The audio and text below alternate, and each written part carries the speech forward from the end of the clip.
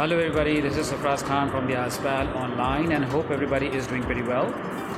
Most of my students usually ask me about the usage of the grammar, that what sort of grammars we actually use in the most of the parts in the IELTS and ITEP and PTE test.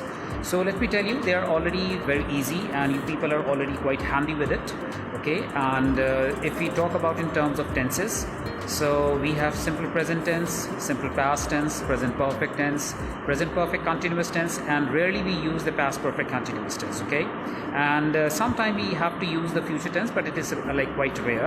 And if we talk about the other grammars, so active passive is one of the most integral part of the IELTS, especially in writing.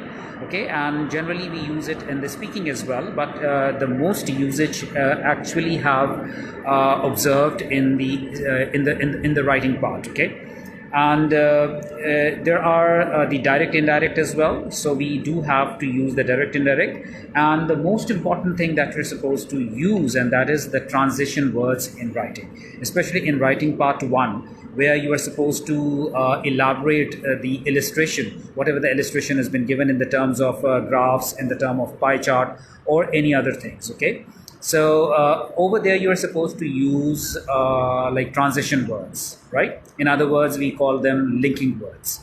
Okay, so these are some of the tips, and if you have any further queries, you may contact me at my WhatsApp number, or you can drop your comment into the comment section. Okay, see you.